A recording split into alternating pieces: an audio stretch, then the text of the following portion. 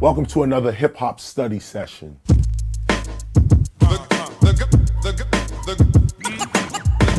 Today's lesson is going to deal with civilization versus technology. Well, just before we start the lesson, of course, the MC must remain hydrated. What this is B12 vitamins, very important for the MC.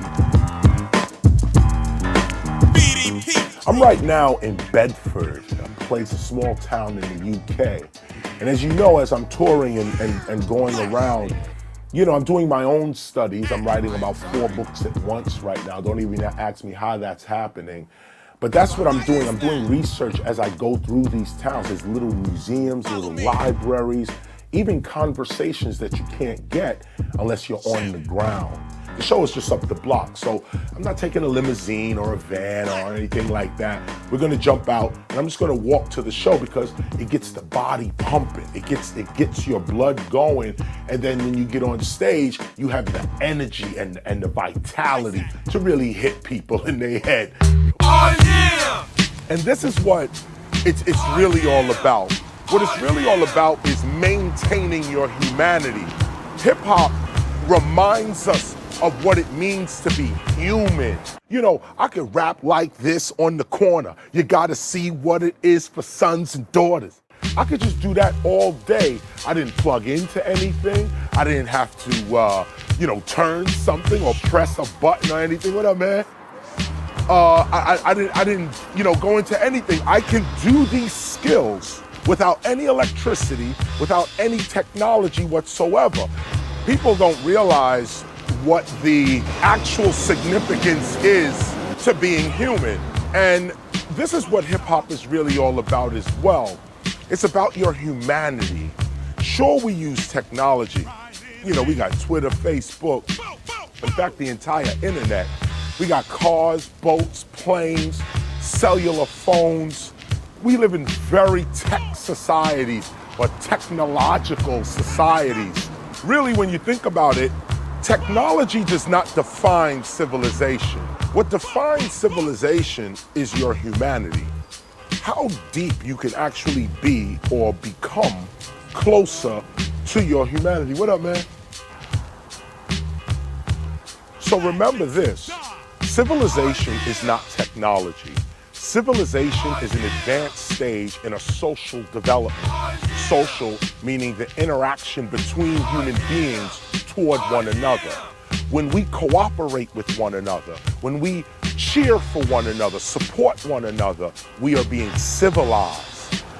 But when we're shooting and robbing, stealing, lying, basically competing against one another, we are not civilized. There is no way you could call a society that its citizens are in constant competition with one another, you could call that a civilization. No, you can't.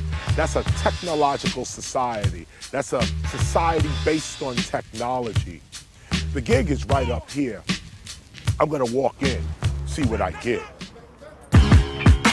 Respect all day. Respect. Love you. Fucking legend. No me without you.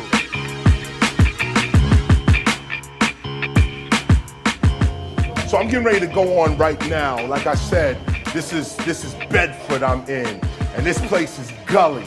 Real hip hop is here tonight. It's sold out in there as well, and this is how we gonna do it. Predator Prime is on. He just turned. You see that? Hear that?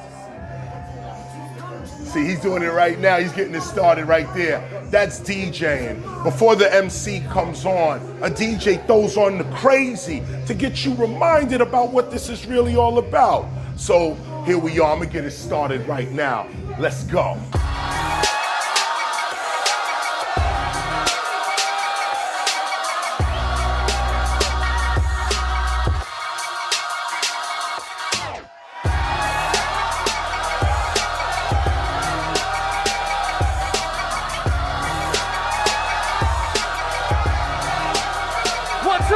Let's go.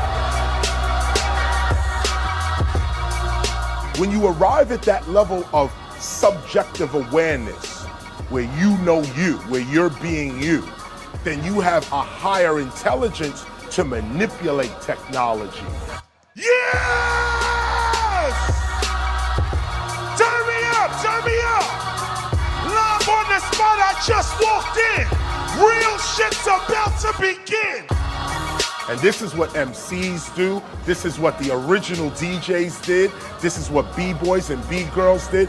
This is what graffiti writers did with the spray can. No one thought that you could actually write with a spray can or actually do major murals with that.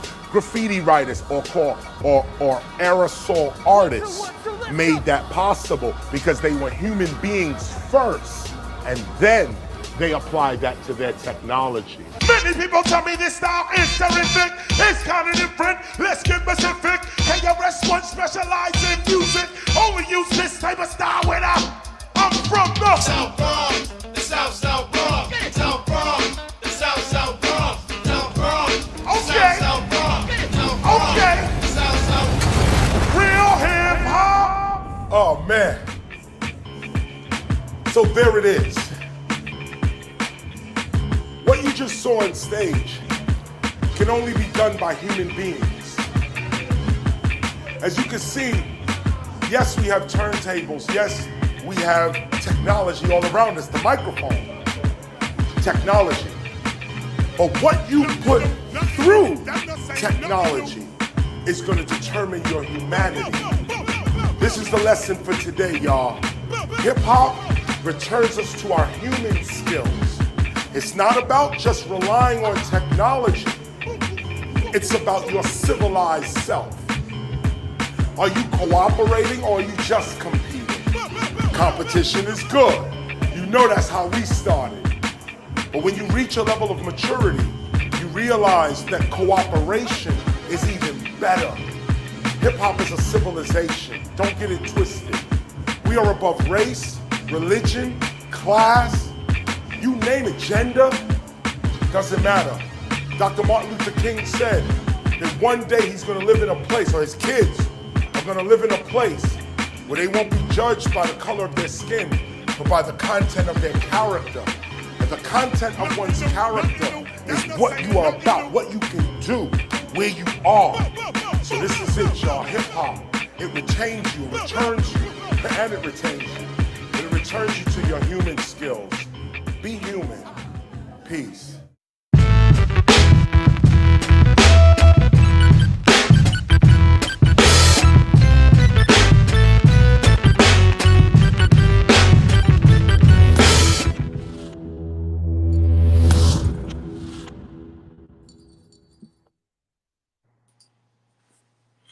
Peace and welcome to the Temple of Hip Hop. I hope you all enjoyed that. That's going to be the beginning of our lesson today. Civilization versus technology, or rather the balance between civilization and technology.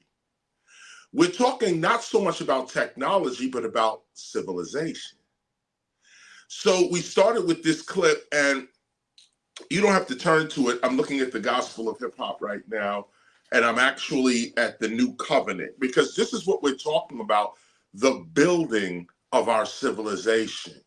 And even though we're talking about hip hop as civilization, this concept of building civilization is really the building of your own character. This is why many societies that deal with the building of the person, the building of the soul, the building of the spirit, or even the building of a group or an organization, it's referred to as the temple. The building of any spiritual entity is housed in a temple. And this is important to start to differentiate, or even I should say distinguish, our work from the work of others. We love the work that others are doing. We respect it. Like for instance, you hear me say often that the preservation of hip hop, which we're gonna go into as well here today, the preservation of hip hop does include the preservation of objects. Most of the time when you start a museum or put an exhibit together, or et cetera, you start with objects and you give meaning to objects. So the preservation of hip hop through objects is respectable. Save a certain hat that meant something, a certain turntable that meant something, sneakers, flyers. These things mean things in the material preservation of our culture. But we know that hip hop is not a material thing. Hip hop is not an object that your five senses can touch. It is a subject. It's handled by your mind. It's handled with your feelings and with your soul. So the preservation of that is not the preservation of objects, it is the preservation of a subject. And in this instance, if you want to go deeper, the preservation of hip hop at this level is the preservation of the hip hopper. So I give you that as a distinction, just as a quick example, as to a distinction as to what the temple of hip hop is versus what everybody else pretty much is doing. And we're not in competition. We're not placing ourselves above anybody. You always hear me say we are the janitors, okay? We're not above anybody. But even the janitor has to be clear. I have the mop, the broom, the dustpan, the garbage bag. Others are not doing that. Others may be doing other things with the building or whatever, whatever it is we're all gathered for. Others may be doing other things in it. But even as the janitor, this little piece over here is my responsibility, and this is what I'm doing right over here. Now, you could be the CEO. You could be the electrician. You could be the receptionist. You could be whatever. But I'm the janitor. I get this cleaning done. And this is what the temple of hip hop is. Janitors. We clean up our culture. We maintain our culture. We're the handy women and men. We nail our culture back up. We restore it. We maintain it, maintenance of it. That's our role as a temple for and from hip hop. Having made that distinction, that should put your mind into the type of study we're dealing with right here. I'm at the beginning of the Gospel of Hip Hop, page 6, right now.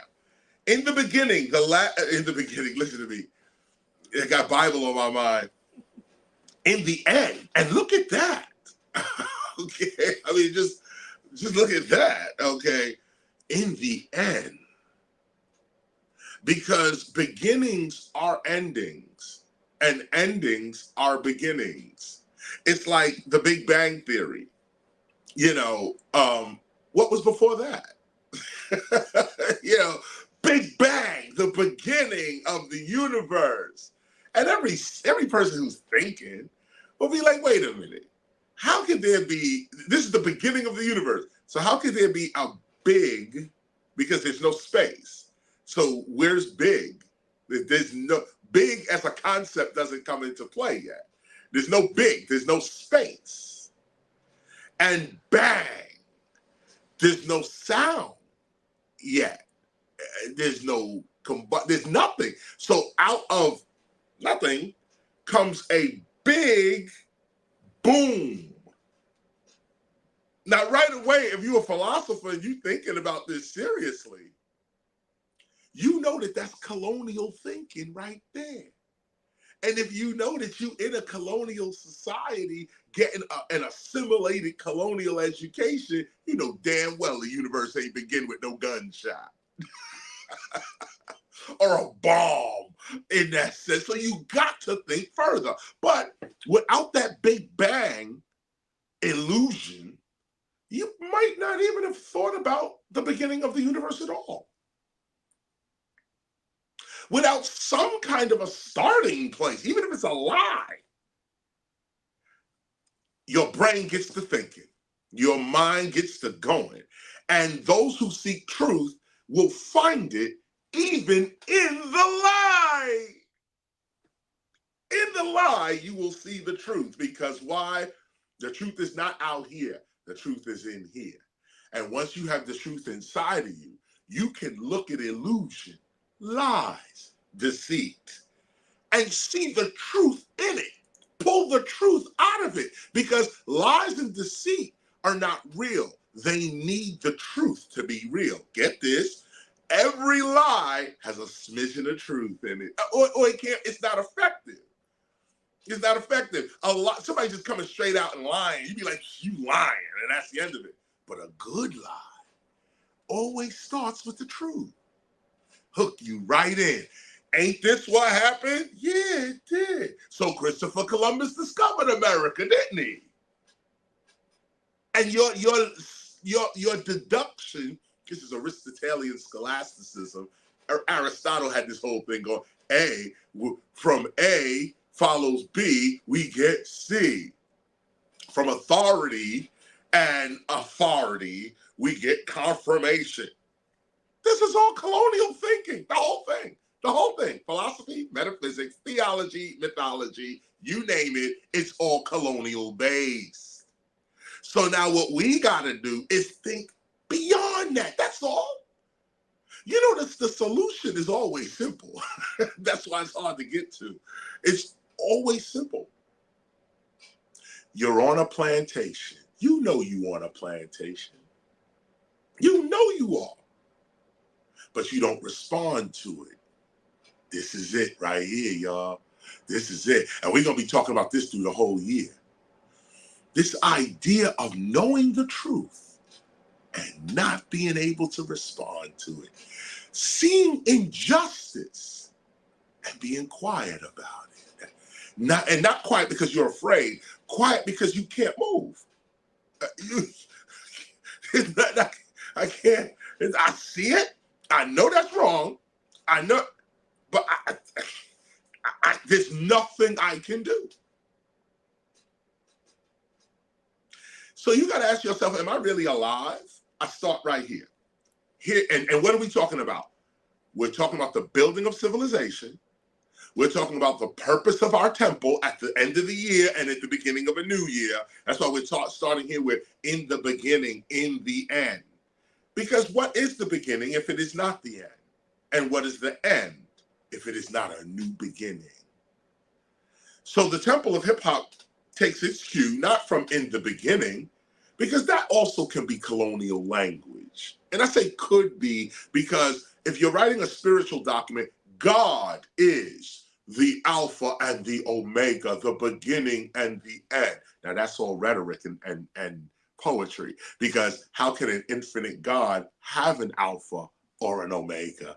God is outside of a beginning or an end. That's what that is. And the Bible reflects that. Other holy books reflect that. When they say in the beginning, there was already something.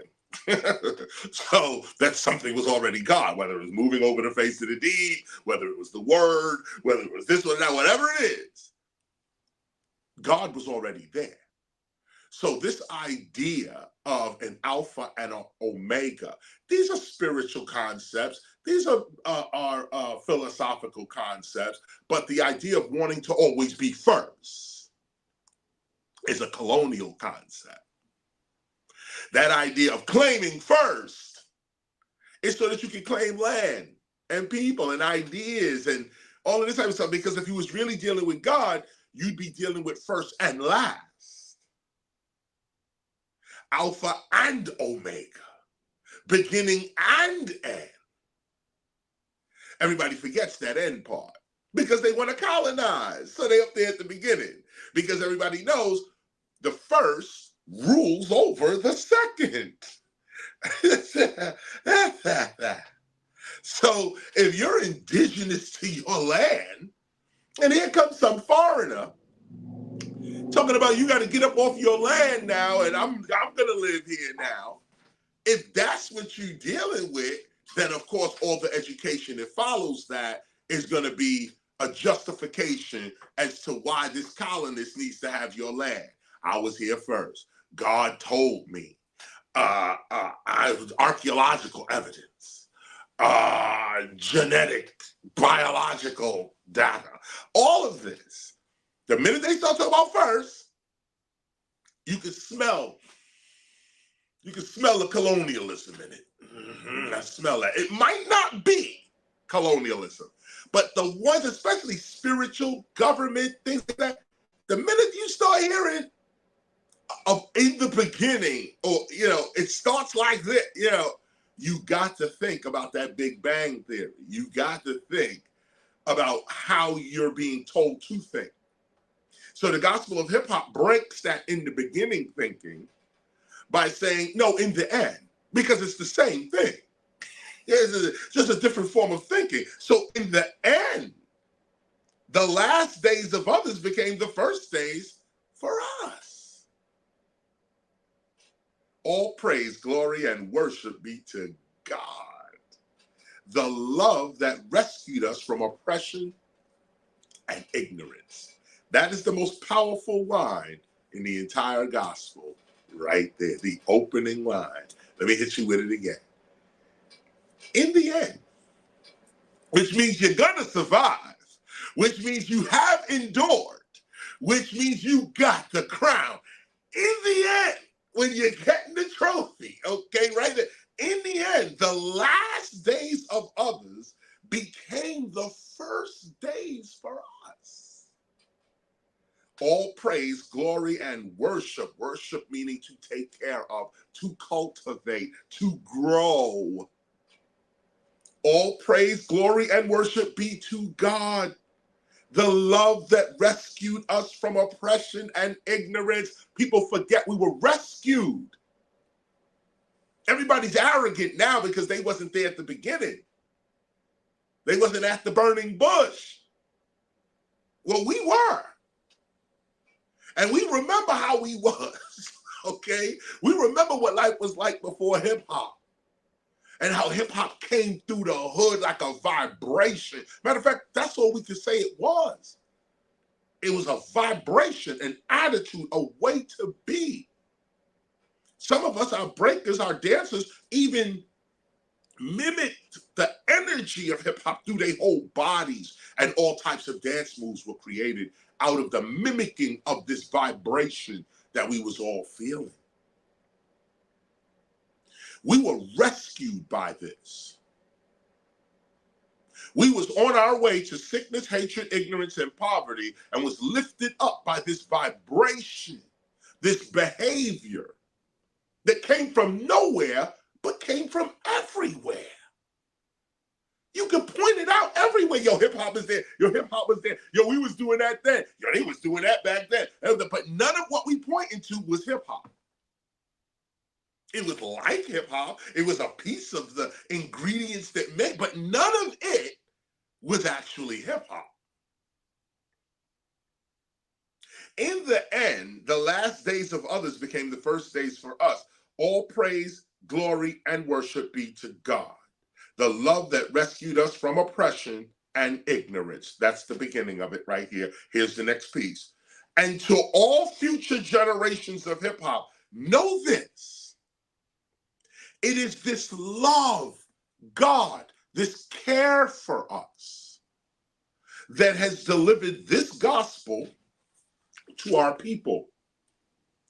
And why was this gospel delivered to our people? For our correction and survival. Want to make this clear at the top of the study, at the end of the year. Let's be clear with what our gospel, what we are all about. What is the philosophy about? What is this really about? Correction and survival. We're going to get better, and we're going to have longevity.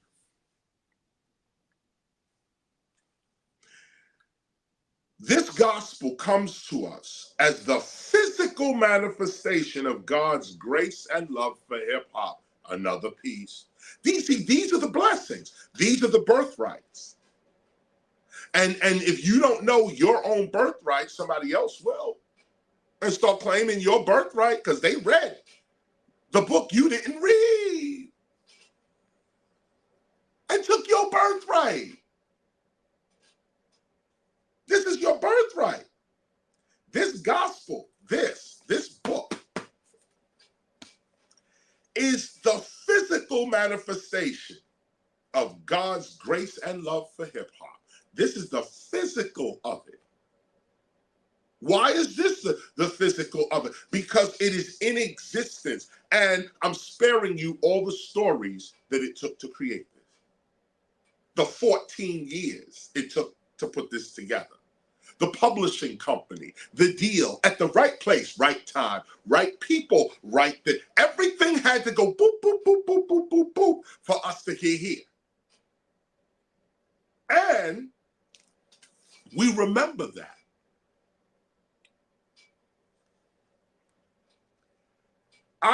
Now it comes now, here we go now to me. Here's now this is the third paragraph now. Now we start manifesting the teacher. You have God is what we give our grace and our praise. We give our praise to and our worship to God. From that love, we get our gospel. We get knowledge. We get correction and survival. From there, you get your teacher. And I am but one of many who was saved by such love. In my time, which is your past, I am called teacher. I was present at the first time. I am the firstborn. I am from the age of Leo. And I have come to call our hip hop nation into existence. That's my whole deal. Right there. And that's it. As I say, that's it. That's all single. No more, no less. That's all you get. It's not more than that. It's not less than that. Let's read it again. I am one dude. I am but one of many who was saved by such love. In my time, which is your past, I am called teacher. I was present at the first time. I am the firstborn. I am from the age of Leo, and I have come to call our hip hop nation into existence. Now, those that are part of the temple of hip hop, this is part of your vision as well. This is what we are about. And I make sure that we go over this every once in a while so that we're clear. What's the mission? What's the vision? What's the goal? What are we doing? Well, this is the philosophical part of the goal, 1, 2, and 3 of the new covenant. And let me show you how this works. A new covenant, a covenant is also an ark. The Ark of the Covenant is also is called an ark, a law, a treaty, a covenant, an agreement, a faith even. This is all with covenant. The new covenant is the new ark. Do you see where I'm going? Newark, New Jersey, the new ark of New Jersey. And 10 years before that, we have already declared a new covenant. We saw it, felt the vibration, and wrote it down. The vibration proved itself to be true. Not us. We didn't prove anything. We're along for the ride. And we're trying to write down what we see and what's happening. Well, when the gospel was written and then published, I should say, in 2009, we published a new covenant, a new agreement, a new divine agreement. Then now we didn't go to New York, New Haven, which would have been just as good because haven is the root word of heaven. A haven is a house. No, even before house, haven is a port. Haven is a port, actually. Then later on, haven becomes house. And haven is also heaven. So a New Haven, Connecticut, a New Haven would have been just as fine. We have a new haven. We're in a new area. It would have been right. This is it for us. No, none of that happened. We didn't go to a Philadelphia, a love of freedom and all of that. We didn't do all that. We came to what was written.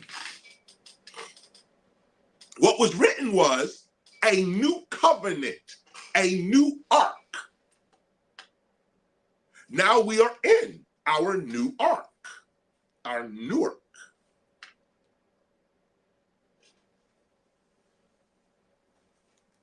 For those of you that just tuned in, this is the Temple of Hip Hop, and this is a Hip Hop Preservation Ministry Archive, School and Society. And I will say this, I'm gonna read my notes just out. I'm just gonna read my notes as I go. We're talking about civilization versus technology in that sense. But the Temple of Hip Hop, I want to start out with the fact, and that's why I'm starting out with this art, the differentiation or distinguishing what our work is, where it comes from, what this is all about, because that's going to explain the civilization piece. The most important word in Temple of Hip Hop, believe it or not, is not even temple or hip hop. It's the word of meaning from. And so this is a temple. This is a temple from hip hop. Now, I often say this is the temple of hip hop, meaning a temple for hip hop. But the technical term, temple of hip hop, means temple from hip hop. This is hip hop's temple. It's not that we're making a temple to house hip hop. The temple of hip hop is hip hop's service to its community. This is a temple from hip hop to you, a sacred space in hip hop's perceived culture. A sacred space in hip hop's perceived culture. So what we're looking to do is establish ourselves in the minds of those who participate in hip hop, because even our existence in your mind is going to help you achieve that health, love, awareness, wealth, peace, and prosperity. You're going to get that just by knowing there is a temple of hip hop in existence. Just by knowing that, you know that there's something else other than what you're seeing in mass media. You know that hip hop is not all of how it is being portrayed through commercial means. You now know that. And how do you know that? Only because we exist. We don't have to teach yet. We don't have to show anything yet. Just exist. And hip hop is balanced. This is a free service toward the continued building of our hip hop civilization. And this is what we are talking about today, civilization. Actually, we're talking about civilization, culture, society, community, and the like, because this is what we are building. This is our work. We are building our hip hop civilization, but true civilization is not a bunch of buildings and roads. True civilization is defined in the ways in which we treat each other, and this is the core of our lesson today, civilization versus technology. How civilized are you? You know, everybody quick to say, hey, I'm civilized. But when we really get down to it, are you? How human are you? These are not questions of morality yet. This is not morality like I'm civilized because I do right, or I'm human because I'm morally correct. This is not morality yet, or ethics. These questions pertain to the actual preservation of hip hop. Did you get that? Are you civilized? How human are you? These questions pertain to the preservation of hip hop. Yes, these questions are big questions. Dr. Cornel West would call them Socratic inquiries. You know, Socrates asked, what does it mean to be human? Most philosophers ask that question. What does it mean to be human? And then we go into ethics, we go into morality. Some may go into anthropology. Some may go into, what does it mean to be human? But when hip hop is asking that question, what does it mean to be human? That question is pertaining to the preservation of our civilization.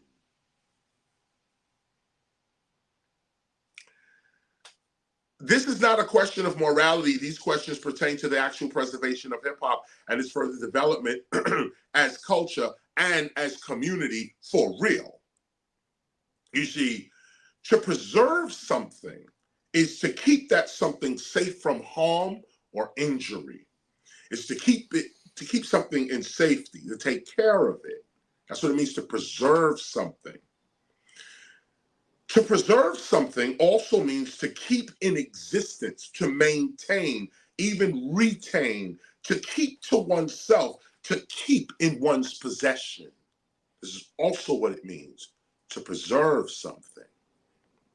And finally, to preserve something means to keep from physical or chemical change, to keep something as it is.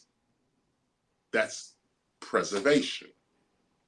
Looking at these definitions of preserve, we see that to preserve hip hop, we have to begin with first taking hip hop seriously. People say all of the time, I take hip hop serious, hip hop is my culture, hip hop is duh. But then when the serious culture is actually moving or actually asking for your support or in some sort of threatening situation, these people are nowhere to be found. We witnessed this with the 50th anniversary of hip hop, where a lot of people swore up and down that hip hop was their culture, but for some reason, nobody could do anything for hip hop. When Live Nation came around with the checks, everybody grabbed that. Let's keep it real. We're not blaming anybody. We're not criticizing. You got to get your bread, get your bread. But this is a distinction. This is the distinction. The Temple of Hip Hop did not run for the money. And this is in history now. We did not side with the corporate capitalist structure when it came time for our hip hop anniversary. We did free dates, free lectures, free shows. We kept this call going every Sunday through the whole 50th anniversary. We stayed steadfast to what we were doing.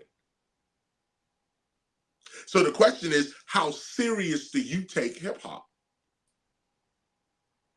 And it's going to show in your actions, and not this like now. We're sitting here and we're talking about hip hop. This ain't the time to show your seriousness for hip hop. The time to show your seriousness for hip hop is when we out. When it's time to pay your dues. How serious are you? When it's time to support another Temple member who needs the experience of traveling with the teacher, how serious do you become? You're not going to go, but you're going to help somebody else go. How serious are you about your gospel of hip hop? All type of miracles come out of that book. They should be happening in your life as well. Why are they not if it's not happening? These are the questions that preserve a culture. First, how serious are you about the culture? If this is just a side thing to you, then you're going to get side thing results. You're going to get side, the way you treat hip hop is the way hip hop's going to treat you. You treat hip hop like a side thing you can get to whenever you get a chance, then hip hop gonna treat you like a side thing it can get to whenever it has a chance. And hip hop is all over the goddamn place. It'll never have time for you. Okay? Period. So you gotta ask yourself, how serious do I take hip hop? Am I willing to follow it? Or do I want to put a leash around hip hop's neck and have it follow me like a dog? Do I want to use my culture? exploited. It comes with me. Do what I want to do. Go where I want to go. Wear what I want to wear. Eat what I want to eat. Be with me in my world. I'll never join yours, hip hop. That is the downfall of so many. They took hip hop and applied it to their lives. They never took their lives and applied it to hip. You're not hearing me. You're not. I'm trying to give you the keys right here, but the keys only are reserved for the kings. So if you can't understand this, you might want to check your royalty or your divinity, because what I'm saying is super simple, but it's so simple that it's complicated. That I know. First, the preservation of hip hop. Take hip hop seriously.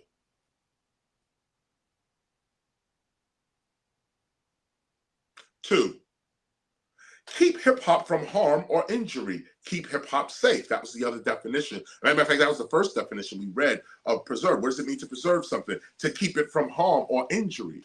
Do you allow hip hop to be harmed and injured, yet you claim it's part of your culture?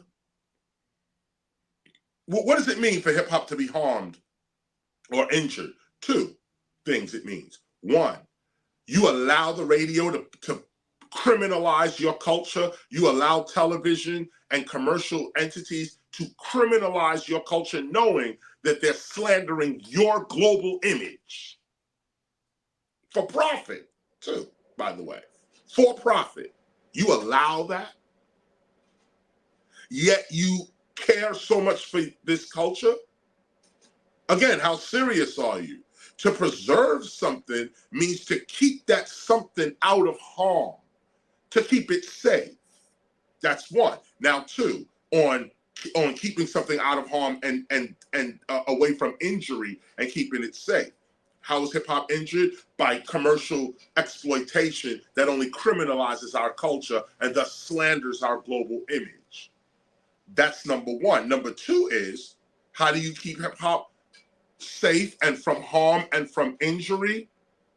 You keep hip hoppers safe and away from injury and it in a safe place. We as hip hoppers can't be robbing, shooting, stealing, killing, lying, raping each other. There is no community if that's going to be our conduct toward each other.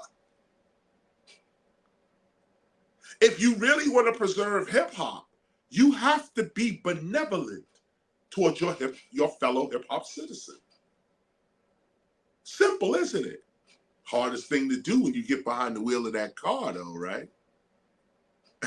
Be benevolent. Be compassionate, merciful. Be helpful, cooperative to your fellow hip hopper. Simple thing to do. The hardest thing to do. But this is real preservation. Preserve your brothers and sisters. That's how you preserve hip hop. That's how you keep hip hop safe and out of harm or injury. You keep your brothers and sisters safe, out of harm and out of injury. Which means you're harmless. You're crimeless.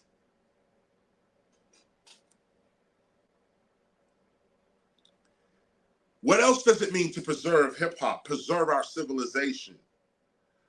It means to take care of hip hop. Avoid doing or saying things that bring down the global respect of the culture. I just mentioned that. But this is part of the definition of preserve that we have to bring light to. To preserve something means to take care of it. Different from safety. Different from safety, keep you out of harm, keep you different from taking hip hop seriously. It's the worship of hip hop, to take care of it, to cultivate it, like a child, like an elderly parent. like a prized possession. What else does it mean to preserve hip hop? It means to rescue hip hop, to rescue whatever it is. To preserve something means to rescue it, to rescue hip hop from those that only seek to exploit it for profit. Rescue your culture from that. Don't just sit and complain about it. Join an organization that's doing something about that. We have to also keep hip hop in its original state. This was the other part. How do you preserve something? You keep it the way it is. You keep it the way it is. And of course, you know, we're all for innovation. You know, we're not frowning on no innovation. Hip hop as culture, all cultures need innovation and experimentation.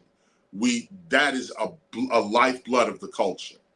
But the balance to innovation, experimentation, pushing the envelope, the balance to that is the orthodoxy, the root, what they call roots and culture. This is a conservative perspective, though. We want to preserve the original concept of hip hop. The original not just breaking MC and graffiti or DJing, but the manipulation of subjects and objects in an attempt or in an effort to express your consciousness. We want to preserve that. Grandmaster Caz often teaches hip hop did not invent anything, it reinvented everything. That's a profound statement, because to reinvent everything is to bring it all back. And what are we reinventing? Our civilization. What are we reinventing? The original divinity. What are we reinventing? What are we bringing back? What are we redoing? We're redoing our original civilization. We have to keep hip hop in the original way that we know it was. And this is the thing. And I also say this. If you know that hip hop starts out as breaking, MCing, graffiti, or DJing, we all know this, then what is the radio doing? What is BET, MTV, VH1, XM Satellite, Hip Hop Nation, radio, everybody? What are they doing? What are they doing? We all know there's a movie called Wild Style that pretty much lays hip hop out. If that's not enough, there's another movie called Beat Street that pretty much lays out the entire culture. If that's not enough, there are documentaries that clearly lay out what hip hop is, why it came into being, what the intent was, all of it. So why would you deliberately contradict what a culture is for profit? You're not even contradicting it to create another culture. You're not contradicting it to reach another level of divinity or to help a people somewhere or something. No, it's just for profit. For financial profit. We're going to throw away a divine blessing for financial gain. This is what it is. And you have to decide what type of man, what type of woman you are to live in these times and see this going down and do nothing about it. Are you a coward? Because this is where it comes to. This is where courage and cowardice comes in. Courageousness or cowardice. And it's not me saying this. I'm putting a truthful scenario forward. And the question for all of us is being asked, how serious do you take hip hop?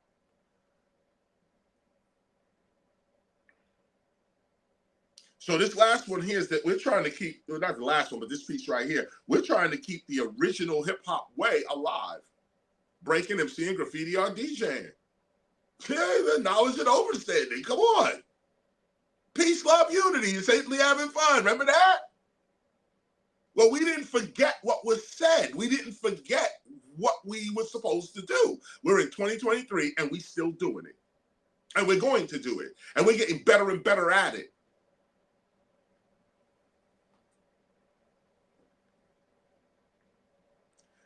How do you preserve hip hop?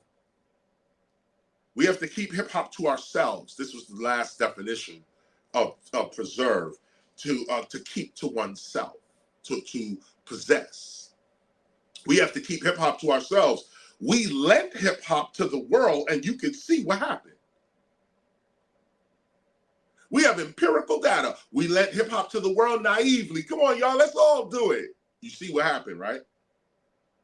We have to bring hip hop home again now.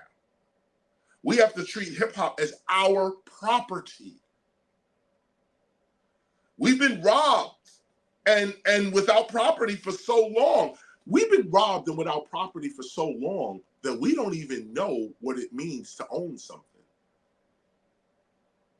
Like, we don't know what it means to own anything. Like, this is how long we've been robbed. It's like robbery. It's like this perpetual robbery. So you just believe that anytime you create something, somebody else supposed to take it. It's like you a cow delivering milk. You know, the milk is never supposed to feed your kids. It's a business here. It's like a chicken laying eggs.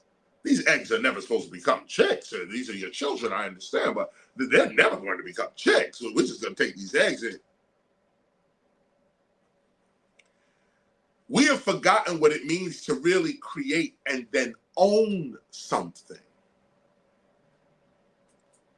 Hip hop is our possession, but hip hop is you and I. So I am your possession. You are my possession. Let us then take care of one another, protect one another, educate and feed one another. This is the true preservation of hip hop, which is civilization. This is what preserves the culture, not DJ Scott LaRock's hat or the BDP jacket. No, that doesn't preserve hip hop. What preserves hip hop is civilization. We have to reach civilization.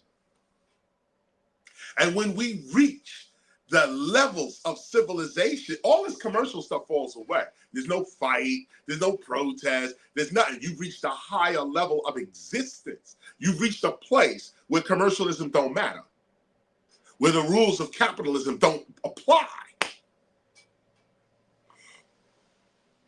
This is the preservation of your culture.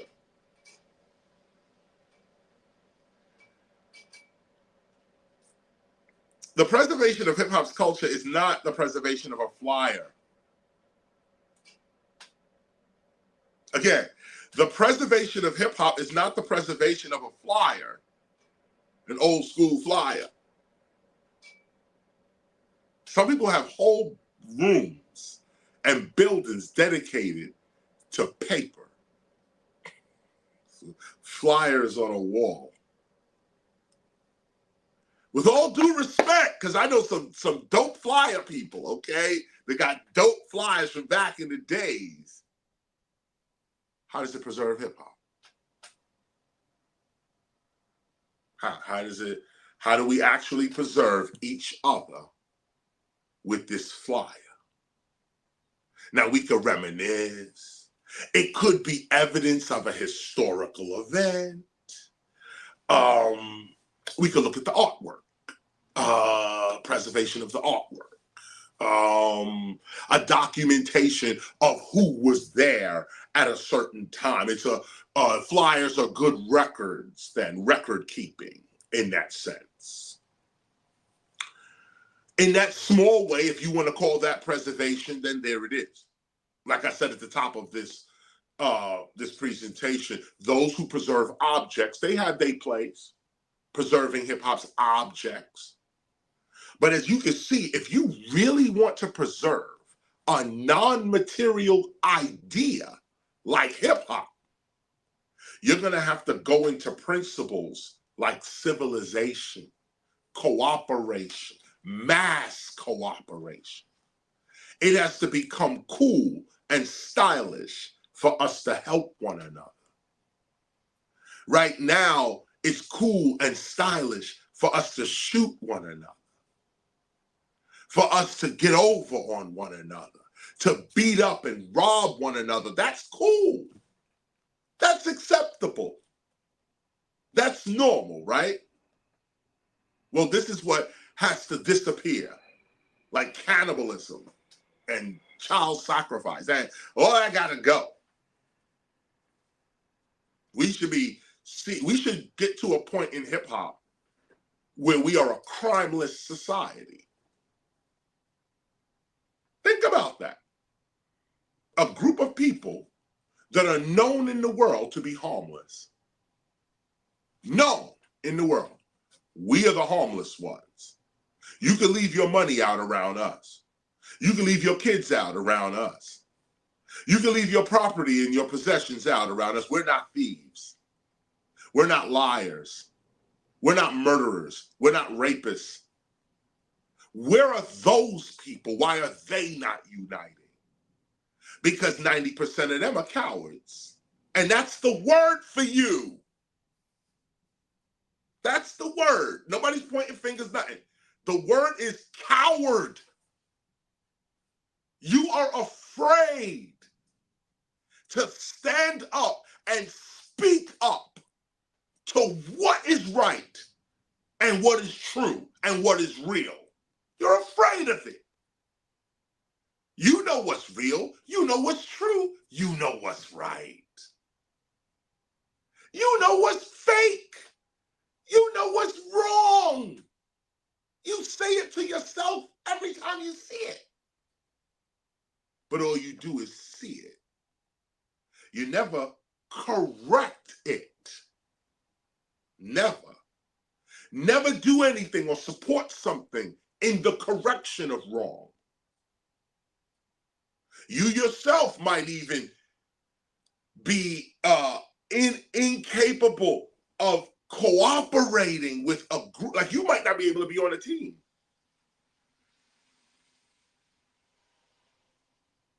Can you be on a team? I mean, this is what makes sports a divine activity. Because anytime you can get 5 people together to work, whatever 5, 8, 10, or whatever, 3, 2, okay? If you can just get a tennis match to happen, okay, you have achieved civilization. Right there, tennis is civilization. That's it, basketball, civilization. Okay, football, civilization. You got a bunch of people, all of them, even the people in the stands, everybody's cooperating. Okay, everybody is cooperating. And get this, they're all cooperating, but they're all competing within the cooperation is over the whole sport because we all want to see this game. But in the game, in the cooperation, there's a competition. And the competition never gets out of hand because we understand the whole game. If you act crazy, the game's gonna be over. Well, nobody seems to have told us that. We got a bunch of people acting crazy. Imagine hip hop as a basketball game where the entire room is playing the game. Okay, I don't even know how you can think of Madison Square Garden, okay, place, okay, where they play the basketball games at least I'm in New York, so I'm saying Madison Square Garden. They play the basketball games at Madison Square Garden, okay? Now imagine the players, the referee, the coaches, and all the people in the stands, all with basketballs, all trying to shoot into the hoop. I mean, everybody's doing it. And on both courts, Some people are just hitting other people with the ball. Some people are playing dodgeball. They're not even thinking about the hoop. It's just chaos. Okay, just everybody got a basketball and everybody doing whatever they think they're supposed to be doing with this basketball. And then guess what? Nobody gets anything because nobody's playing the game correctly, so nobody wins. The only way to win is you got to play the game right. Okay? Nobody wins because we're just having a free-for-all. This is hip-hop. This is the analogy of hip-hop today. This is us today. And here comes the temple of hip-hop in this madness. And we're saying, you're supposed to be a referee. You're not supposed to be at the concession stand selling the popcorn with a referee suit on. Okay, no. And the guy selling the popcorn, you're not supposed to be coaching the team. What are you doing? The coach of the team, you're not supposed to be cleaning the toilet. Let's get the janitor on the toilet, the coach on the team, the referee on the court, and you with the ball. Put this in order so that we can win the game. Everybody don't deserve to have a basketball. Imagine LeBron James trying to play the game with 10 other young people shooting at the hoop at the same time. There'd be no LeBron James. There'd be no Michael Jordan. There'd be no Dr. J. There'd be no any of the greats in basketball. There'd be none of them if they were not able to single-handedly shoot the ball into the hoop. When Michael Jordan, when LeBron James shoots the ball and he alone has the ball and he shoots it or he throws it and it goes into the hoop, shoot into the hoop. His team, another 4 other members win. Like another 4 other members get that 1 point added to them too. They're on a team. So if one guy jumps up, whoop, makes the shot, the other 4 guys get that point. They didn't even have to make the shot. The coach who's on the side ain't even playing the game, okay, or at least not running up and down the game, he gets the point too. Did you hear me? In addition to that, the franchise is eating. Okay, everybody eating after that. LeBron James made the shot. Somebody's selling the shirt. Now, none of this can happen if everybody's trying to make the shot at the same time. There's no LeBron James. Okay, he's just James. Okay, yeah. Mr. J, he's LeBron. Okay, that's who you are. Because there's no differentiation here. There's no distinguishing here. We all got a basketball and we all shooting for the fucking hoop. That's it. So I can't even see your skill because everybody got a basketball. We all run around. Same thing with rap music. Everybody got a mic. Now nobody know who dope anymore. Anything out there, anybody, yeah, that's dope. That's hip hop. Yeah, that's what it is. This is where we at. The game of basketball is not gonna last if one person don't get to make the shot on whatever team you on. We can compete all day, but if we are all not in our rightful places, there's no game, there's no winner. There's no winner, there's no loser. There's nothing. We're doing something completely different. Like I said, you have a basketball, but everybody in the whole place has it. 20,000 people have a basketball. And so they're all trying to shoot in 2 hoops. 20,000 people trying to make 2 hoops. So 5,000 already cluttered it. The other 15,000 said, well, you know what? I'm going to sell my basketball. I'm going to hit somebody in the head with my basketball. I'm going to play dodgeball. We're going to make up a new game called drill. We're gonna come up. We're gonna do all kinds of other stuff with the basketball, but we're never going to use the basketball for what it was originally intended for, because we all want one, and we all got one, and now we all want to make the shot, and nobody's gonna make the shot because everybody's trying to make the shot. The Temple of Hip Hop is an entirely different gym, where we go into the gym of chaos and we pull out the referee and put him into this gym and say, this gym here, you're the referee. Go back. Pull out the concessions person. Say, you are the concessions person here. Pull out the coach, the team, the cheerleaders, and then the audience. And we put us all in place, in a place called the Temple of Hip Hop. And then we see hip hop for what it actually is. So when you go to shoot your hoop, you are a star because we can see you. We know who you are. The one who is the referee, he's a star. She's a star. Why? Because they're a referee. They're not LeBron James. The one, the concession stand, he finally gets his money. Why? Because the referee and the coach and the team is not selling the popcorn. Order. Order. Order. This is the basis of civilization.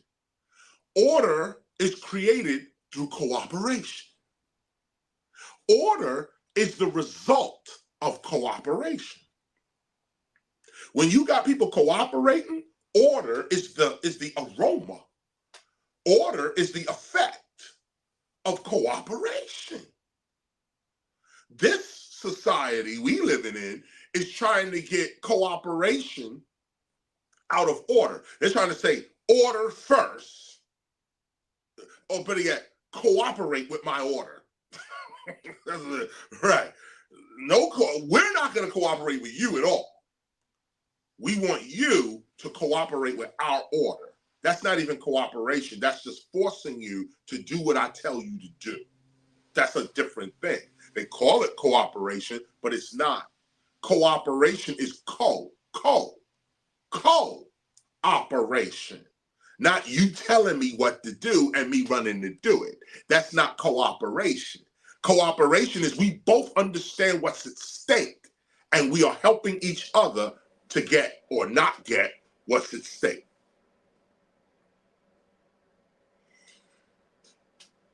We're going to take a break right now.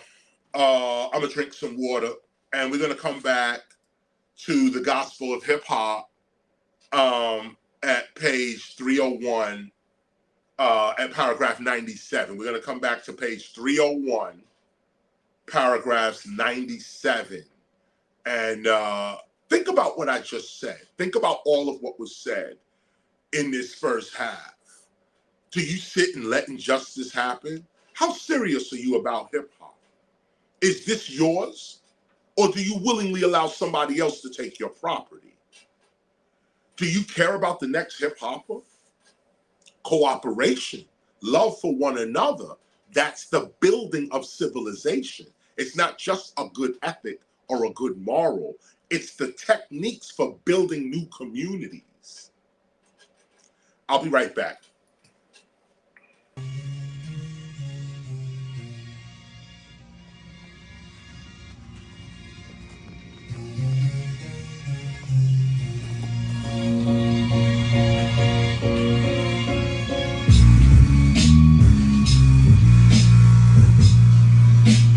Are we getting it in real quick? Just had to change my shirt, get into something more comfortable.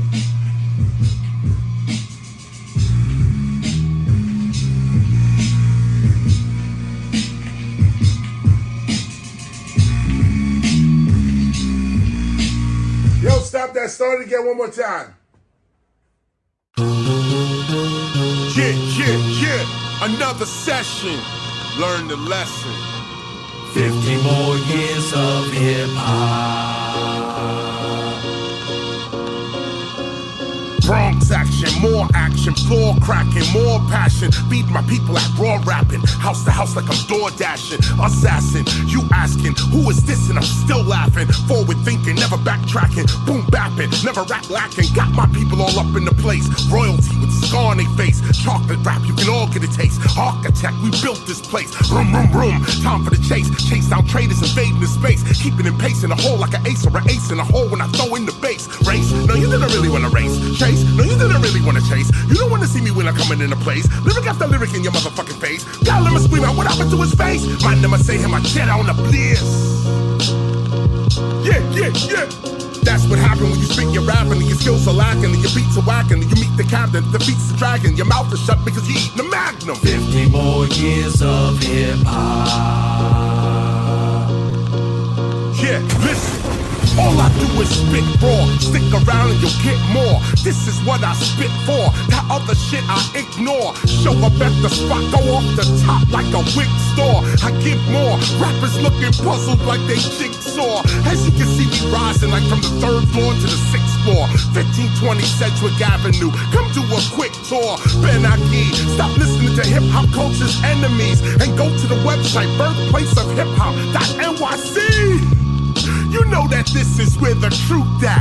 Everybody that was old school was one time a new jack. So think about where you at and the future looking you back. Are you gonna be able to school cats or be with them fools at? I'm coming again with the boom back. Many just can't do that. So I bring my reps and effects when I'm swinging on these new jacks. All you hear is boom crack. You still asking who's that? Well, it's the TEACHA, Newark, New Jersey. That's where the school's at. Listen, they switching up your whole position. Popeyes went from eating spinach now to frying chicken. You better listen. Knowledge reigns supreme. That other shit's weird shit. This that original foundation, old gray beard shit. Yeah, I see the ice for where them vocals at. You see the double metaphors I express on these local cats. I bring the focus back. This shit here is hot. We spitting after 50 years of hip hop. What we want? 50 more years of hip hop.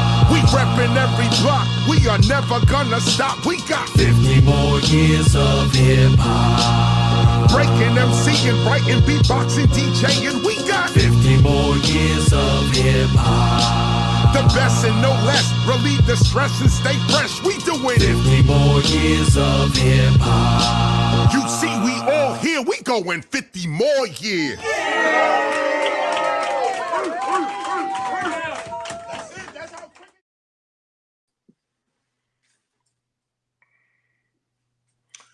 Welcome back. I got my echo going. You know how that is. We are at the Gospel of Hip Hop, page 301. And I'm at paragraph 97. We're going to read to paragraph 111. But this is very important. What are we talking about? Civilization. But it does not stop here. For as more hip hoppers begin building up their inner cities, such a process shall bring our hip hop outer city into physical manifestation. And I always say this because now, you know, this book is out now, and again, published in 2009, but these words were written like in the 90s and early 2000s. In that sense. So try to always remember the times in which this was written, okay? For as more hip hoppers begin building up their inner cities, such a process shall bring our hip hop outer city into physical manifestation. This is where we are right now. Such an inward process shall firmly establish our outer reality. This begins our social movement and the true meaning of our hip hop civilization. Did you get that? I'm going to hit you with that again. I need you to get this right now. As more hip hoppers, the more of us, begin building up their inner cities, such a process shall bring our hip hop outer city into physical manifestation. That's a double metaphor as well. You could physically go and build up your inner cities, your neighborhood. And when you do that, you will manifest hip hop physically in the neighborhood. But I'm speaking here spiritually. When you go inside your inner city and start building that up, what's going to happen is you're going to see physical effects in the physical world. Such an inward process shall firmly establish our outer reality. It's not about out here, it's about in here. It's not about a salary, it's all about reality. When you could control reality, you could give yourself any salary you want. But if you get a salary, that doesn't mean you can control the reality you want. This begins our social movement and the true meaning of our hip hop civilization, that the inner is going to manifest the outer. Our concept of civilization begins with a serious focus upon one's human skills, independent of technological knowing and or assistance. Black's Law Dictionary describes civilization as, quote, a law, an act of justice, or judgment which renders a criminal process civil. Now imagine we're reading Black's Law Dictionary, so this is their take on civilization. And this is why it's here. We start with law, or the perspective of law. Black's Law continues, a term, quote, a term which covers several states of society, meaning civilization. It is relative and has no fixed sense, but implies an improved and progressive condition of the people living under an organized government. It consists not merely in material achievements, in accomplishments in culture, science, and knowledge, but also in doing of equal and exact justice, end quote. So according to law, just according to American law, Black's Law Dictionary, civilization is about justice. It's about the balance of justice. This is another component. We talked about the internal mechanics of civilization, meaning that when we cooperate with one another, that cooperation is the civilization. But now we're talking about the idea that, well, first of all, the concept of civilization has no fixed term or title. That's another piece in law. There's no fixed term or title. But what it does imply is an improvement and an improved and progressive, a progressive improvement in the condition of people. That's what we basically all agree a civilization is about. If you're part of this, you're supposed to be improving as a person. And of course, that's justice, the balance there. Not just justice meaning criminal law, but the order of a society. The order of it is the justice. End quote. Advancing the concept of the inner city outside of the spiritual realm and into the social realm, we find that just because a nation has made a variety of advancements in the field of technology does not mean that such a nation has become civilized. A nation's inner cities must be peaceful, prosperous, and secure for that nation to have domestic tranquility. Technology does not measure the extent of one's humanity. Again, technology does not measure the extent of one's humanity. Again, technology does not measure the extent of one's humanity. Neither does technological skill, nor does intelligence, nor do power and influence measure and or define civilized human behavior. Tech skills, etc., are the tools for human survival. They are not survival itself. Indeed, these tech tools are very important to the survival and further development of the human being, but still, tools do not define humanity, do not define one's humanity. How you love defines your humanity. Your ability to solve problems and the ways in which you do so defines your humanity. The ability to think and act beyond your own personal wants and achievements defines your humanity. Your character defines your humanity. What kind of human are you? What can you do without technological assistance? What can you command your body and or mind to do independent of your tools? Self-control, as an example, is a human skill that technology cannot really produce. Care is a human skill. Speech is a human skill. Writing is a human skill. Thinking is a human skill. Hip hop is a human skill. Even the creation of technology itself is a human skill. The creation of technology is a human skill. Technology is commonly thought of as the science of mechanical and industrial arts, whereas civilization is commonly thought of as an advanced stage in developing societies. Which do you value more? See, these are the key questions. And even after we read this, meditate on this after this call.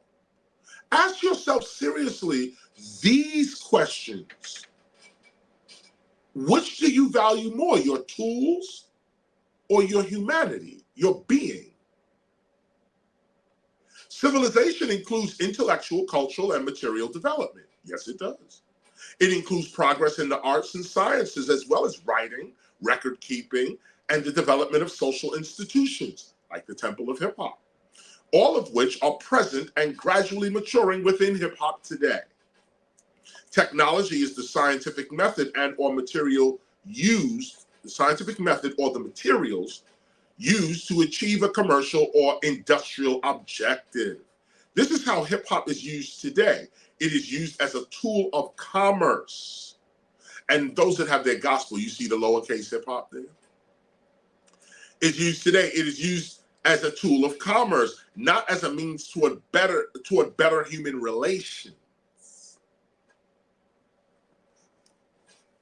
In light of this, hip hop culture shall always make use of its technologies and technological innovations, not just for industrial and or commercial interests, but also for the actual sustainment of its civilized society. Technology is the application of a refined science, whereas civilization is the application of a refined mind. Technological advancement is not civilization. To be truly civilized, human beings must interact with each other in advanced manners. To be truly civilized, we must be first human. We must first be human. To be civilized, we must first be human. We must reinforce our quest for human rights with an unshakable commitment toward human duties. You can't ask for human rights without human duties, without human responsibilities. Know this, humanity is God's technology. The more you master God's technology, the less you will need to depend upon the world's technology. God's technology heightens productive human interactions, creating the effect of civilization. It does not matter how technologically advanced a nation is. Government corruption, racism, murder, theft, deceit, selfishness, greed, cruelty, etc. are not advanced human interactions. No matter, you can say whatever you like, okay? That list I just ran down is not advanced human interactions. To be truly civilized, one must first be humane. One must be refined in learning, morality, and social manners, the causes of civilization. What does it mean to be humane? It means to be kind, to be benevolent, to be merciful, to be compassionate. This is what it means to be humane, to be able to empathize with another human being. Well, the world may not be humane, but hip hop damn sure can be. We can be merciful toward our brothers and toward our citizenry. We can forgive one another. We could be compassionate toward one another. We can do this. Stop being a coward.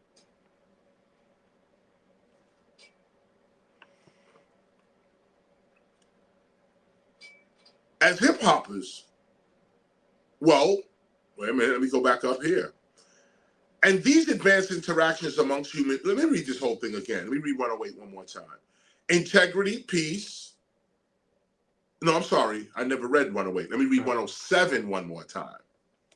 Know this, humanity is God's technology. The more you master God's technology, the less you will need to depend upon the world's technology. This hip hop proved this. Breaking, MCing, graffiti art, beatboxing proves this. Cutting, mixing, and scratching on technology proves that when you master God's technology, artificial intelligence is no match for God. No match. In fact, it is God's technology that created artificial intelligence. God's technology heightens productive human interactions, creating the effect of civilization. It does not matter how technologically advanced a nation is. Government corruption, racism, murder, theft, deceit, selfishness, greed, cruelty, etc. are not advanced human interactions. To be truly civilized, one must first be humane. One must be refined in learning, morality, and social manners. This is what civilization is, at least the basics of it. Refined in learning, you know something. Morality, right and wrong. You know what's right, you know what's wrong. And social manners, how we cooperate with one another. The causes of civilization, these are the causes of it. Integrity, peace, love, unity, happiness, charity, respect for life, respect for one's environment, artistic, intellectual, spiritual, and political refinement, etc., are indeed advanced human interactions. Let me read that one more time. Integrity,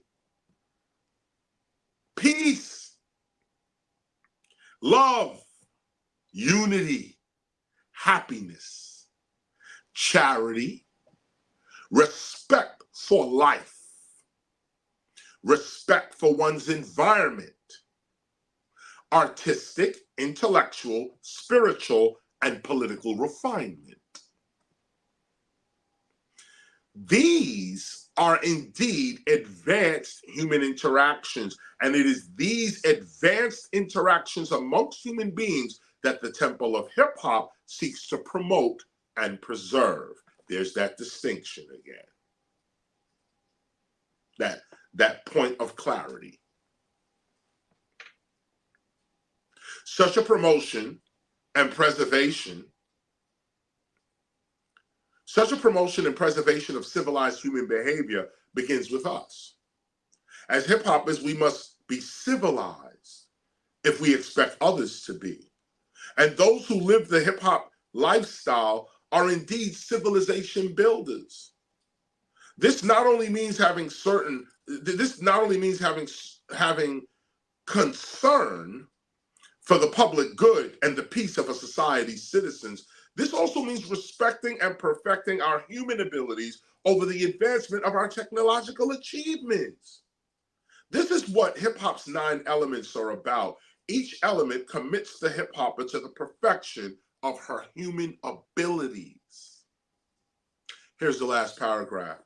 In fact, hip hop may be one of the last truly human expressions free from technological dependency. Yes, we have used, and will continue to use technology to advance our lives and art. But when technology fails, the true hip hopper can still express hip hop because hip hop does not need technology to exist. It is a human skill. It is God's technology. Ponder on that for a minute. God's technology versus the world's technology or man's technology. Which would you rather serve? People are up in arms. AI is going to destroy the world. And look at the arrogance of this society. That some little tool that you make can actually destroy the whole world. That means that's your intent. If it wasn't your intent, you would not even think it. In fact, you'd be saying AI is going to save the world. This is what is going to actually do. This is going to end war, disease, famine, all of it's gone with this AI. No, that's not what's being said. What's being said is this AI is going to add to the famine, the war, the confusion. This is going, and why? Because it's not even about AI. It's about the character of the people that made it or use it. If your character is not divine, then technology is going to have its way with you. It's really going to be that simple. And I'm glad I'm putting this into some sort of recorded history, because 100 years from now, when technology has enslaved so many people, like, and I can't even say 100 years, because even in my time right now, 2023, technology has already enslaved pretty much 80% of the world. Not even the world, America. Let me put it that way. You other countries figure yourselves out. But here in the United States, I would say a cool 85%. Like the 5%ers used to say. 85% blind, deaf, and dumb on that phone.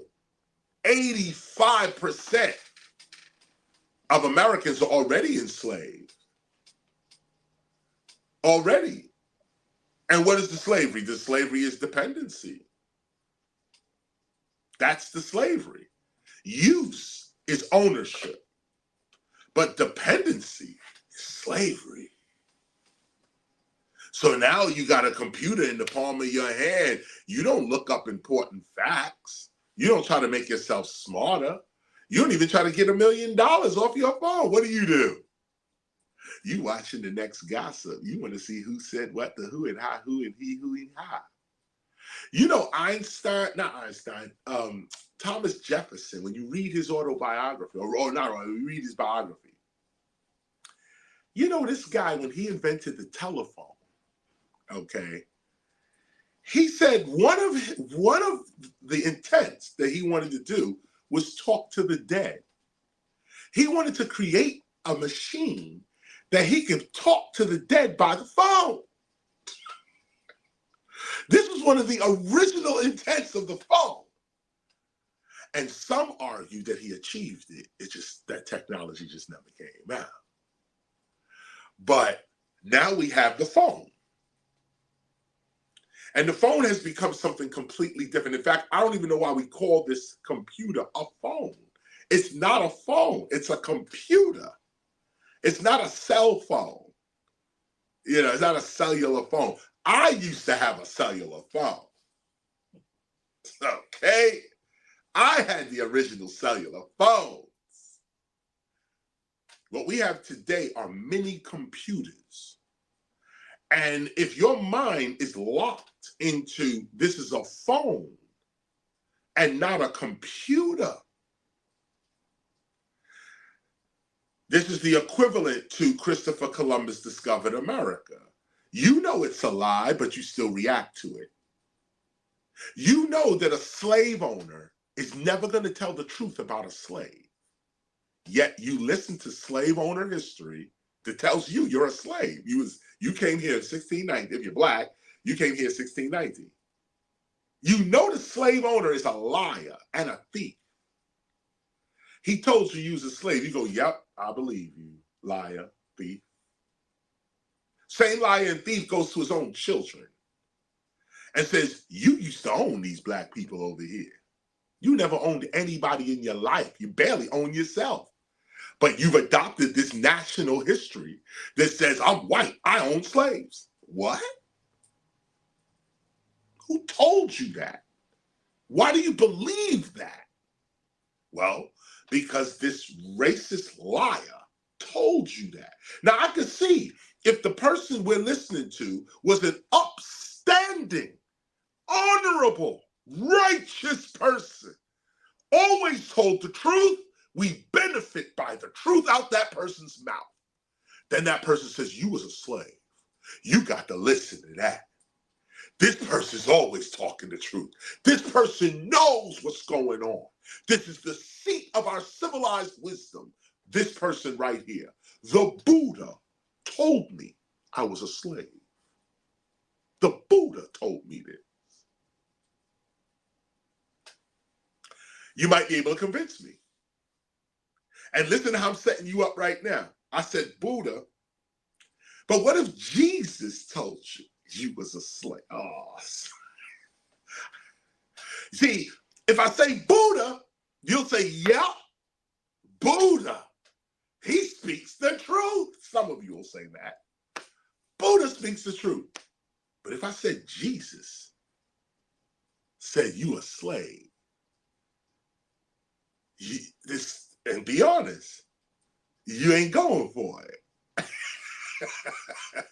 Be honest, you don't believe that white, blue-eyed lie. You don't believe it. Even white folk don't believe that. So, but, today is Sunday. All the churches are open. White Jesus on the wall. Dudes going to the church. They saying, I'm here with God. God, the sovereign mind of the universe, love exemplified with the lie on the wall. Not only a lie on the wall, and we all know it's a lie. I'm not criticizing nothing. We all know the white Jesus never existed. We know that. Yet, black churches, Latino churches, Aboriginal churches. See, I can see white folk in a white church praising a white Jesus. That's correct. There's all type of theological arguments that could back that up. Okay? White Jesus, white people. What do you want? Christ don't have no color, no way. Okay? So you can make Christ out to be anybody. An elephant, a white man, a demon, whatever you want. Okay? The Christ can come as anything. So the white Jesus is cool if you say that's Christ. White people looking at a white Christ, you need to look at something that exemplifies divinity that look like you. That's justifiable. But the white Jesus and the black church, come on now. Somebody gotta talk to me. Maybe I'm going crazy, okay? Maybe it's all this philosophy stuff that took my mind and I don't know what the hell I'm talking about. But in my insanity, I cannot rationalize that if we know, see, this is the issue. If you don't know, you're exempt from this. But if we know with evidence, with facts, this is a lie and this is the truth, and you go with the lie, there it is. Whatever happens after that, you brought it onto yourself. And this is what most people are doing right now. You're not looking at the truth. You're not responding to the truth. How then can we form a civilization if we're going to look at lies, illusions? We know the slave owner is a thief and a liar and a rapist. In any court of law, you put that person on the stand, their testimony is not valid. They're going to say that testimony is it. What is it? They're going to do a character assassination on this person. Okay, that person can tell you the truth. That person can actually be saying the truth. Look how the courts work. This person can actually say, I saw him do it. But because you're a prostitute, we don't necessarily want to believe what you say.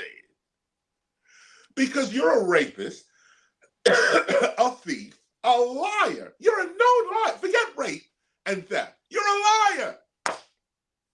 How are we going to believe anything you say? Anything you write? Anything you draw?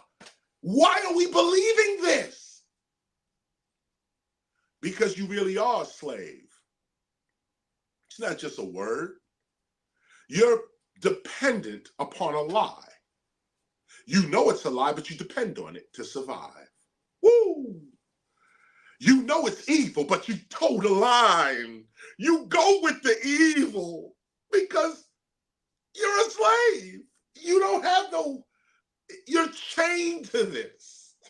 Okay, you have no other recourse. You have no other way out until the teacher comes and tells you, hey, listen, there is no chain. This dude is a liar. He told you there was a chain on you. And with the power of your mind, you created one. And so you're walking around like this all day because you believe that there's a chain on your wrist. There's no chain on your wrist, but you believe there's one there, so you walk around like this all day. Somebody say, yo, here's your food, eat. You eating like this. Somebody say, put on your clothes. I can't put on my clothes. Can you help me put on my clothes? Why? My hands are tied. I can't. Your hands are not tied. Get up and do something for yourself. I can't. My hands are tied. This is the state of African America right here. This is the state. This is the whole, I just described the entire state of this entire 14% of us. What is it? 10, forgot how many millions of African Americans are here. We're one of the richest group of people in the world. In the world. African Americans. One of the richest groups in the world. One of the most influential groups. Everybody do what African Americans do. Everybody wear what we wear. And I'm not talking about hip hop. I'm talking about just African Americans. We're the envy of the entire world. I say that humbly. But our hands and our feet are tied. And some of you, your mouth is gagged. Hands and feet tied, mouth gagged. But you the senator. Hands and feet tied, mouth gagged. But you the mayor. You city council. You're borough president. You're hands and feet tied, mouth gagged. You're a doctor. Hands and feet tied, mouth gagged.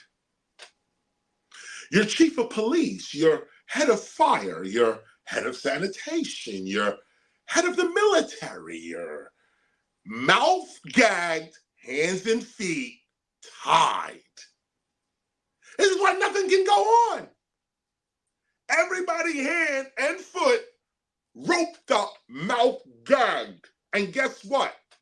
They're doing it to themselves. Nobody gagged your mouth and nobody tied your hands and your feet up. Somebody told you that this happened to your parents before you were born and you adopted the story. That's what happened. Now, to get you out of that story is going to take a lifetime. Your whole life. You're going to spend your whole life trying to get out of an illusion, out of a lie. Your whole life. This is what we call a spiritual path. Fighting against colonialism. You'll never see God. You'll never. Your whole focus is what the master done told you. And look at his word, master. What is he the master of? You. a slave master is the master of the slave. Because somebody whipping you, raping you, beating you, working you to death, that's not master. At least not spiritual master. At least not that. So what is the master? And free your mind right now. How is it that you can call, you call yourself an intelligent person, right? Right, okay. How is it then that in your mind, you called an African human being a slave, and you called a European human being a master? The African that's being terrorized, beaten, kidnapped, raped, that African is what you call a slave. The terrorists, the rapists, the one doing the beating of little children, that's what you call a master. Look at your own insanity real quick. The victim of terrorism, you call that person a slave. The terrorists, you still give the dignity of being called a master. The slave, quote unquote slave, is doing all the work, has all the value, and all the knowledge. The only difference is the slave also has a character that would never put a gun to a child's head and demand the parents to work for free or I'll kill the child. That's what we didn't have. This other group had that and was willing to kill children, rape and beat children. White kids, Indian kids, black kids, all kids. This is who you call master. Ain't my master. That's why I call the devil what it is. Psychopath. Terrorist. Insane. Now we can deal with that. See, race is an illusion. So racism is an illusion. That's why nobody can cure it. But the minute you start putting real terms to real actions, if you beat a child to death, are you not a murderer? I mean, you beat a child, you beat a teenager to death. You're not a master of anything. You're a psychopath. You're a terrorist. You're a killer. That's what you are. Giving these psychopaths, terrorists, and killers the honor of master proves your own slave mentality to them. I'm just giving it to you so you can open your mind real quick and really see what this really looks like. How do you really look at the slave? If the slave came to you and said, I was never abused, I was never harmed. Matter of fact, I was just doing my job. These white folk are crazy, but I'm just doing my thing. You would tell the slave, you're wrong. That ain't your real history. Because you've been so indoctrinated in your mind to only listen to the psychopath. You wouldn't even listen to a real nigga talk and say, yo, on the plantation, we grow weed and we smoke it and sell it. You don't know slaves grew hemp, smoked it? You don't think that, you can't imagine in your mind so-called slaves, okay, because that's what you call them. You don't call them humans. You don't call them Africans. You don't put a name like Peter or Mary or John to them. You say in your own mind, slaves took the humanity completely away. In your own mind, in your mind. Racists ain't saying that yet. Racists already said it. You following the racists. So what does that make you? You following the racist opinion of his victim. What does that make you? See, these are the hard lessons that you got to go through. You got to do the inner work. Let's do the inner work. I know it's hard, but we got to do the inner work. What's the inner work? We got to put the lies aside and start reacting to the truth. What's the truth? Slaves killed people. Okay? So-called slaves, okay? These Africans, they give a fuck about these white people. Okay? They were killing them. Okay? White folk running around. You can read in the newspapers of the time, slave revolt. Every goddamn week, somebody rose up in the plantation, killed a whole family. Now they on the run. Every week. And that's just America. I'm not talking about Haiti, Jamaica, Barbados. These places were alive. Black folk running around hatchet, killing people, choking people, poisoning people, going through all types of stuff. That you'll never hear that history. Never.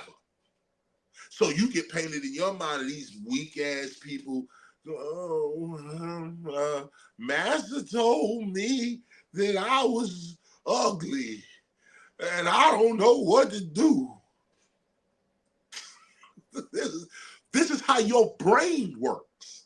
This is how they got your brain sluggish like this, like the way I just talked. That's the way your brain's talking. Like when you watch Roots or Rosewood or 12 Years a Slave or Harriet Tubman, this is how your brain reacts. This is what it sounds like. Your brain watched the show and go, wow, that really bad what happened to Harriet. That really bad. You may not sound like that in your mind. In your mind, you saying something, in your mouth, you saying something completely different. But your soul, what they got in chains, is still going, oh man, that's horrible. Look at Harriet Tubman. Oh, Master, I'm so grateful to be here, Master, in your land, Master. That's how we act. This is how we are acting. We would rather watch Harriet Tubman as a movie. Okay, if you're Black, this is your history. This is not objective. This is subjective history. If you Black, okay, you would rather watch Harriet Tubman, you Black folk, you gonna watch Harriet Tubman, a movie, and not surround the local federal prison today in 2023? Because that's what she did. That was the equivalent to what she did. The plantations were heavily armed, had people trapped. Harriet Tubman rolled up on them, got through the security, took people out, ran off. Now get this, just to show you the enslavement of your mind. Get this. Harriet Tubman, I say this often because it helps you to think. Harriet Tubman is a general in the U.S. Army. She was awarded the rank of general. Okay? Do you understand what that means? This Black slave woman was so effective to the United States Army and government against the South. They just said, you a general. Now, nobody ever talks about her generalship. We all talk about her slaveship, how she is a slave and got free. But nobody talks about her leading regiments of hundreds of men into plantations, killing families, killing soldiers. She's a general There gotta be a life under her belt to be called general. She'd be the only general in the Civil War that never killed nobody then. She'd be the only one. Generals execute people. Catch you, line your ass up, and be like, aim. That's what generals do. Generals seize property. Generals roll in with their crew, burn your house down, take your goats and your horses. You don't see that part of Harriet Tubman because you don't even see that in your mind. In your own mind, you don't even see Harriet like that. You go back to the Harriet Tubman movie, what they show you. And in the end, the words, they show you this whole 2 hours of her slavery side. But that general side, 5 minutes in the movie. If that, I should go back and count it. And time it. 5 minutes. You see her roll up. She's a general now. She's dressed in Union garb. And you just see the scene change. And Africans are following her to the boat. Scene just changed. And the Africans are running from their plantation to Harriet Tubman, to this kind of thing. No white man dead, though. Hollywood's still keeping that shit going. You don't think Harriet had a gap in a white racist's mouth and just before she pulled the trigger, called out the names of the ancestors? You don't think that happened? Okay, whatever. I know it happened because I'm doing the work. I can't give away the secret. Okay, so what I'm saying is this, okay, that you got to check yourself before you wreck yourself. How do you wreck yourself? By thinking through this colonial lens, which dehumanizes people in your own mind. In your own mind. You believe the racist and the liar more than you do the indigenous truth teller. That's how they got you. They told us, the racists told us at the very beginning of hip hop, you niggas ain't shit and you ain't ever gonna be nothing. That's what they told us. We just didn't believe it. We said, you corny and you been a liar. Let's get back to this breaking. We ignored them and started our own thing. And it started with words. Chill, chill out, fresh, fly. I got it like that. I'm down by law. These terms opened up a reality. We started naming our own stuff, our own expressions, breaking, MCing. The racists tried to rename it. We said breaking, they said break dancing. We said MC and they said rap. We said cutting, mixing, and scratching. They said DJ. Not even DJing, just DJ. They didn't have a word for what the DJ did. It was a DJ. Okay, hip hop said DJing. This word did not exist. This term, this act did not exist before hip hop. What was the first thing hip hop said? Chill.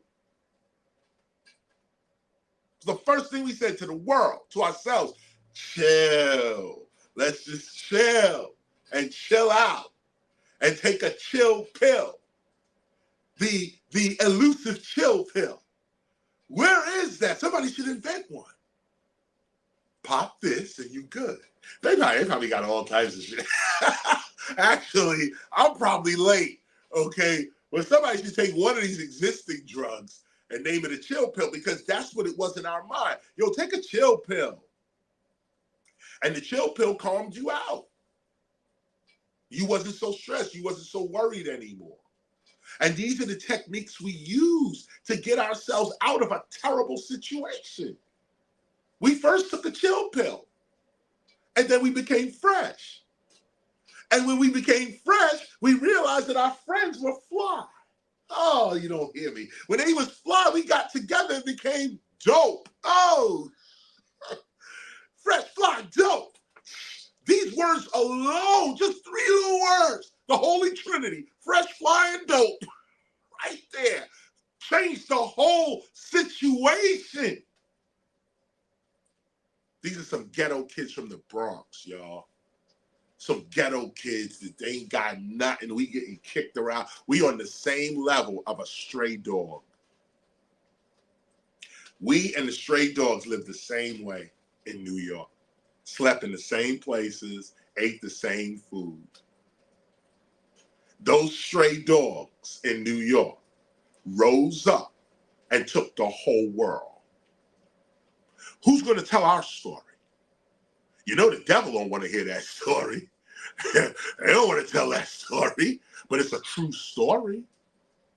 It's a true story about how some kids from the Bronx defeated the most powerful government in the world.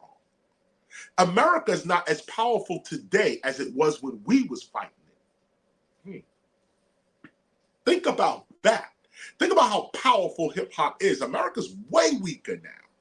We got some work to do with the United States and foreign policy and all these wars going on and wrong decisions being made and all of that. America got some work to do. It's weak right now.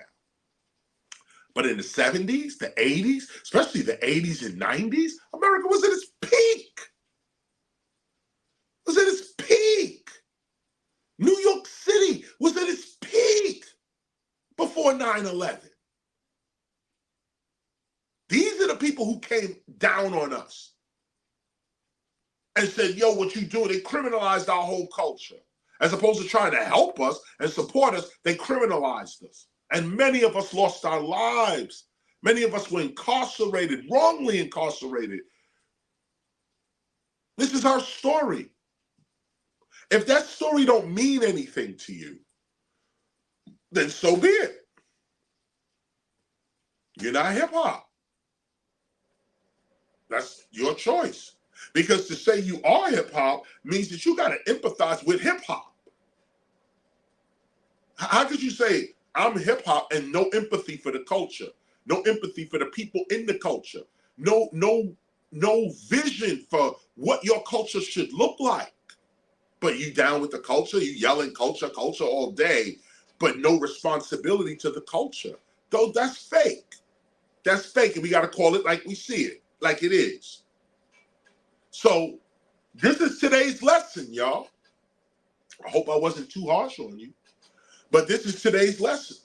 Don't be a coward. Cowardice is not going to create our culture. Only courage, bravery, and not courage, bravery like we going up against some threat. Have the courage to love your brother. That's what we're talking about. Have the courage to respect your sister. Have the courage to honor your elders and protect your children. Have the character of the divine. To have the character of the divine takes courage. And only the character of the divine is going to build our civilization. So this is where we are right now, y'all. This is where we are right now. Let's continue to build that civilization, that hip-hop civilization. We've already been shown that we're on the right track. The ancestors have blessed us. God is with us. So either you see the evidence, see the facts, and you just ignore it, which is your choice, or you see the evidence and you see the facts and you respond to it. That's it. And the response versus both are responses. Whether you respond or don't respond, it's a response. And that response is going to define your humanity. It's going to define your character. There is no right or wrong answer here. It's just a definition of your character. That's it. If you're not really down with this culture, it will show in your appreciation or non-appreciation for the culture. If you're really down with this culture, you'll pay for it. You'll pay for it. You'll come out your pocket for the culture, which is, by the way, what the Temple of Hip Hop is all about. Now, of course, I urge you to spend your money with all organizations doing work with hip hop. You know, before you give us any money, or donate any money to the Temple of Hip Hop. Find another organization doing a similar hip hop preservation work and put your money there. Put your money there. I don't want to, seem arrogant or like we don't need money, because we do. But my stance with the Temple of Hip Hop. We're not sitting here with our hand out saying, "Oh, you got to give us money for us to do what we got to do." I don't understand that. If God is with you, you got everything you need. Period. What more do you need? And we're proving that every day. God is with us. So what more do we need? So we tell people, if you got money, go ahead and give it to other hip hop organizations that are struggling for money. They're not doing it the divine way like we do it. We have an infinite amount of resources and prosperity and peace and love and joy. We study that. Now, other organizations don't study that. They didn't put 40 years into that, so they can't enjoy that. Give them your money. Give them your support. Help them. Volunteer for them. The Temple of Hip Hop has a membership. If you would like to be a member of the Temple of Hip Hop, $100 a month. If you pay for the whole year, which is usually $1,200, it's only $1,000. You get 2 months off on that if you pay for the whole year. $100 a month, $25 a week. Works out to be about $3 a day. If hip hop is not worth $3 a day to you, there's no right or wrong answer here. Okay? It just exposes your character. That's all. That's all. So we have membership. And our membership, I'd like to thank our membership. By the way, members, those that are dues paying members, we're getting ready to put your name up in the temple. I'm getting ready to meet an artist because I want your names handwritten up on the wall. I'm gonna meet with an artist, and then you know what? So I say that because that's what I want. But based on the handwriting of the artist, it's graffiti and this kind of thing. I may have to just type it out and something that everybody can just read, or make a plaque or something like that. I am thinking in that vein as well. But right now, as I speak to you, I'm getting ready to talk tomorrow. I'm going to talk to an artist, to try to, we're doing we're painting in the temple right now. So we're getting our artists together and this kind of thing and so on. And, what's interesting is, wow, you just made me drift off. Wow, yeah, this call is really over. You know what I just thought about? I just got a vision of the maintenance team at the temple putting down the logo on the gym floor. And I just got a glimpse of it, just flashed in my head of the Temple of Hip Hop logo on the gym floor, because we talked about this a couple of weeks ago. We ordered, the pieces, and it just flashed in my head about the logo on our gym floor. We're going to put our logo on the floor, in the floor of the gym, and on the wall itself. And I just got maybe I projected myself into the future just real quick. And I was standing there in front of the gym just now. And I saw the finished work, and it was beautiful. It was absolutely beautiful. We just got our lighting as well. Lighting just went in. Paint is done as well. Our shades are not up yet still, but we'll get on to that as well. So look, I'm drifting off. Well, let me just say real quick, anybody who does pay their dues, please put your email in a note when you send the money so that you can be added to the weekly updates. That's real talk. We have updates coming every week. I'm up to update number 10. It's just basically an update as to what the temple does every week, any announcements and a word of advice for the week. Dues paying members should be receiving that. If you're not, make sure you send, like someone just said, make sure we got your email address and so on. But those that pay their dues, and that's what I was talking about. Thanks for reminding me. We truly appreciate those that are paying their dues, because it means you're serious, and you're as serious as I am. I'm paying my dues. My money is off. Okay, I'm beyond dues. But nonetheless, those of us willing to spend our money on hip hop, that act proves our seriousness. It's not the only act, but if you can't make it, if you're not volunteering, if you're not adding something material to the temple in that kind of way, your $100 donation every month or your $25 a week every week does help out. It saved us a few times our membership. We bought art. Most of the time we bought art with it. Most of the art in the temple, we used our membership for that. But other times it was hotels, flights, for the temple to appear at places. We bought a tent. My daughter, Time, put this whole tent together. So when we show up, it's this. And other things. We're getting ready now to the Hip Hop Declaration of Peace. We're making a flyer, not a flyer, a poster, actually, of that as well. And that's it, y'all. I'm out of here. Sundays, it's the Temple of Hip Hop. Every Sunday, we get down like this at 12 noon. Of course, you know this is a hip hop preservation, as we talked about today. Hip Hop Preservation Ministry, Archive, School, and Society. We're located at 55 Ludlow Street, Newark, New Jersey, Brick City. Shout out to Redman, Queen Latifah, Nikki D, everybody. I'm thinking Tresh. Naughty by Nature, help me. Oh, God. All right, y'all, we out. Lords of the Underground, how can I forget, my man? Shut this off before I make a fool of myself. Thank you, y'all.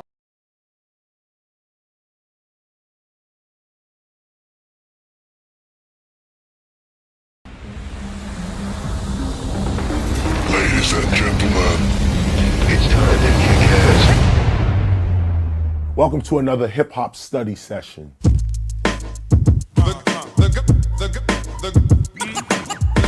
Today's lesson is going to deal with civilization versus technology.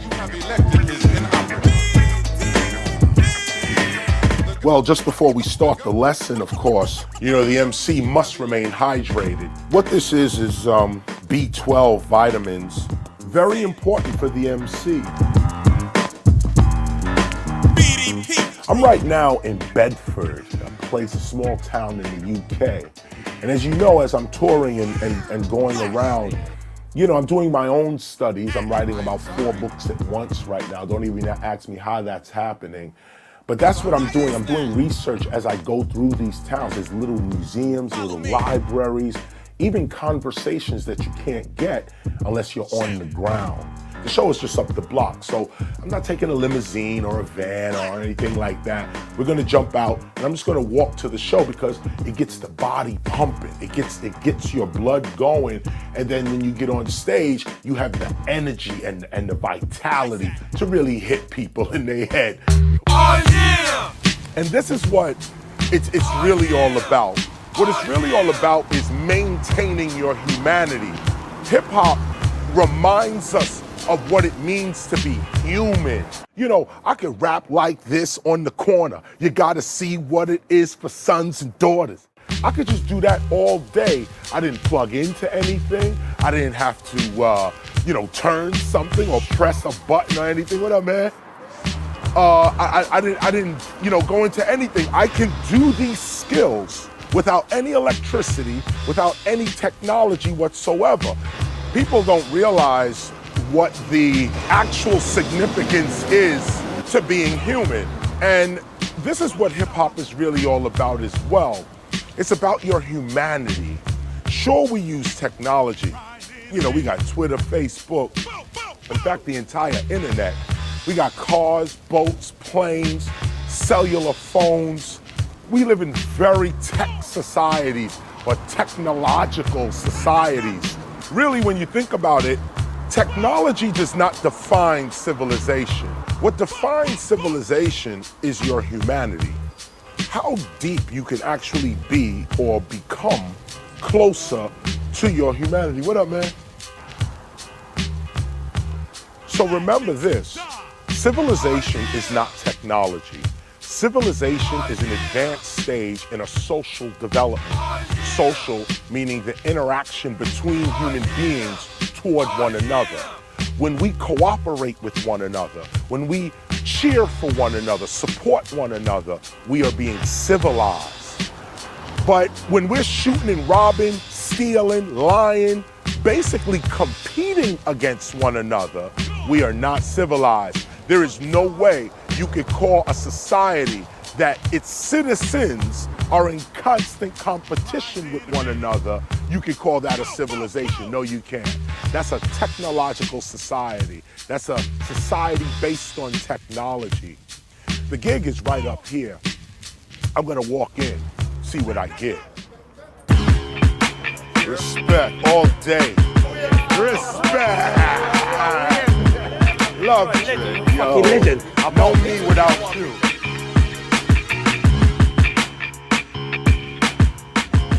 So I'm getting ready to go on right now. Like I said, this is Bedford I'm in, and this place is Gully.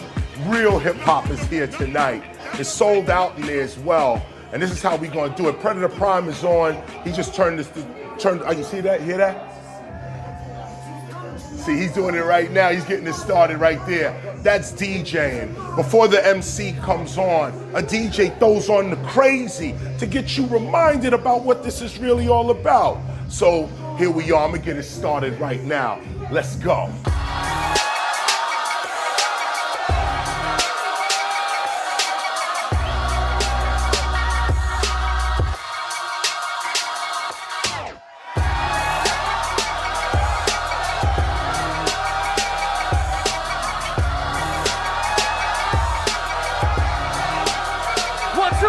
Let's go. When you arrive at that level of subjective awareness, where you know you, where you're being you, then you have a higher intelligence to manipulate technology. Yes! Turn me up, turn me up! Live on the spot, I just walked in. Real shit's about to begin. And this is what MCs do. This is what the original DJs did. This is what B-boys and B-girls did. This is what graffiti writers did with the spray can. No one thought that you could actually write with a spray can or actually do major murals with that.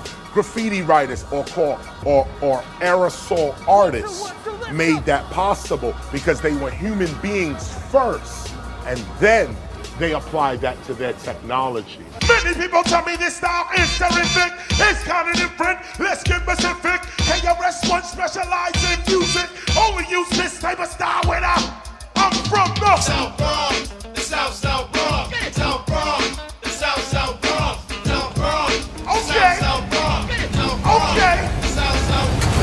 Real hip hop. Oh man. So there it is. What you just saw on stage can only be done by human beings. As you can see, yes, we have turntables. Yes, we have technology all around us, the microphone, technology. But what you put through technology is going to determine your humanity. This is the lesson for today, y'all.